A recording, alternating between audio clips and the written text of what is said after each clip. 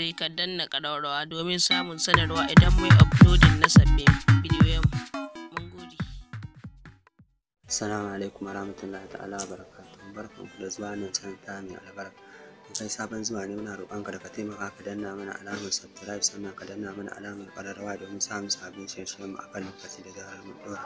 Labarin da muka zo muku da shi a yau, hukumar Hisba a jihar Jigawa ta kama wasu mutum biyu bisa zargin aikata luwaɗi a Dutse, babban birnin jihar. Wanda aka kama su ne Adamu mai shekara 32 da Tijjani mai shekara 20. An kama su ne a wani otal bayan matsanancin gardama da ya kaure tsakaninsu ya tayar da hankalin makwabta, wanda suka raɗa wa hukumar Hisba. Sakamakon haka Hisba ta tura jami'anta suka kama waɗannan mutane. Kwamandan Hisba na jihar Jigawa Malam Ibrahim Dahir ya ce yau 2 ga watan Satumba jami'anmu sun yi nasarar cafke wasu mutane biyu bisa zargin aikata luwaɗi a Dutse, wanda ya haɗa da wani mutum mai suna Adamu mai shekara 32 wanda ke zaune a rukunin gidaje na unguwa 3 a jihar Kano.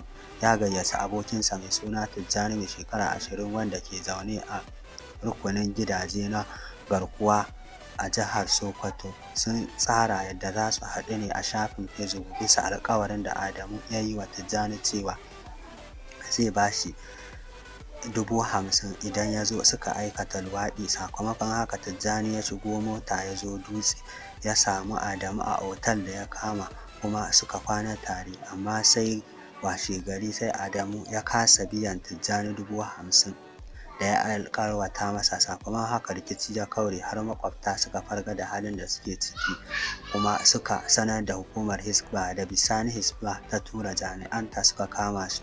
Rahoto da muka samu daga wannan tasha ya nuna cewa waɗanda aka kama sun amsa laifinsu kuma za a miƙa su ga 'yan sandan jihar Jigawa domin fuskantar tuhuma a kotu. Sakamakon laifin da suka amsa sun yi. Haƙiƙa wannan ƙalubale ne ga iyaye da su lura da irin chatting ɗin da suke da abokanansu na social media.